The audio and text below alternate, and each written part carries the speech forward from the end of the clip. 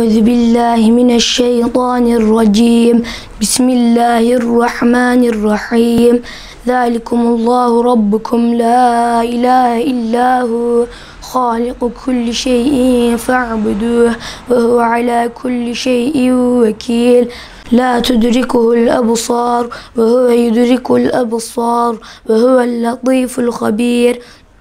قد جاءكم بصائر من ربكم فمن أبصر فلنفسه ومن عمي فعليها وما أنا عليكم بحفيظ وكذلك نصرف الآيات وليقولوا درست ولنبينه لقوم يعلمون اتبع ما أوحي إليك من ربك لا إله إلا هو ve a'rid anil müşrikin. Benim adım Muhammed, soyadım Dalkılıç. 8'e gidiyorum. Bir yıldır hafızlık eğitimi alıyorum. Ve bir süreçte ailemin ve hocalarımın bana manevi destekleri var. Çalışmak için sabah saatlerini kullanıyorum. Sabah erken kalkıp dersimi çalışıyorum. 1-2 saatte dersimi ezberleyip hocama veriyorum. İkinden sonra da yarınki dersimi hazırlıyorum. 3-4 aylık pandemi nedeniyle derslerim biraz olumsuz etkiledi. İnşallah derslerime daha fazla yoğunlaşarak hafızlık eğitimimi en kısa sürede tamamlayacağım. Bismillahirrahmanirrahim.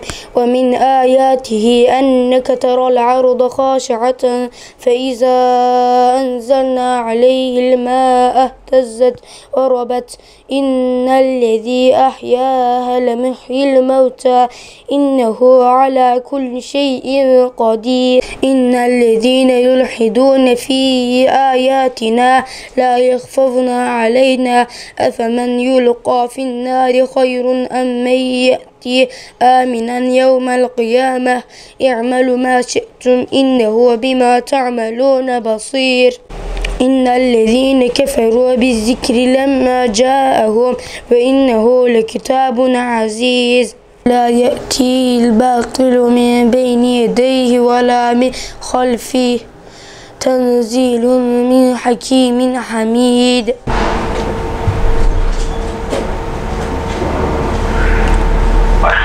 Selamünaleyküm hocam.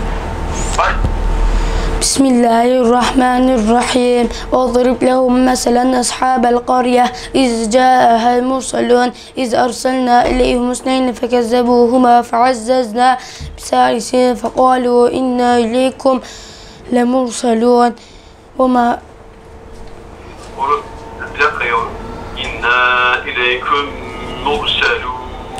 إِنَّا إِلَيْكُمْ مُرْسَلُونَ قالوا ما أنتم إلا بشر مثلنا وما أنزل الرحمن من شيء إن أنتم إلا تكذبون. Adım Faruk, soyadım Dalkılıç. 6. sınıfa geçtim. Hafızlığa 1 yıl önce başladım ve günde 2-3 saat dersim çalışıyorum. Ezberlediğim sayfayı her gün görüntülü arayıp hocama veriyorum. Hafızlık eğitimi yaparken hocamdan ve ailemden bana verdiği destekten dolayı onlara teşekkür ederim. Eğitim, sizin malumunuzdur ki ailede başlar. Çoluk ve çocuğumuzun ahiretini kurtarabilmek için elbette ki en güzel eğitim aile eğitimidir. Aile eğitimi olmadan hiçbir çocuk başarıya ulaşamaz. Dolayısıyla hem hafızlıkta olsun hem de normal okul eğitiminde olsun biz çocuklarımıza sürekli destek verdik. Resulullah Aleyhisselatü Vesselam'ın tavsiyesi üzerine çocuklarımızı en güzel şekilde ahiretini kurtarabilmemiz için de gayret ve çaba sarf ediyoruz. Biz Kur'an-ı Kerim'i ona sevdirttik. Kur'an-ı Kerim'in sevgisini onun kalbine koyduğumuz zaman çocuk da tamamıyla bu sevgiden dolayı kendi rızasıyla böyle bir karar verdi. Biz de gereken destekleri çocuklarımıza verdik. Elhamdülillah şu anda hafızlığa devam etmektedirler.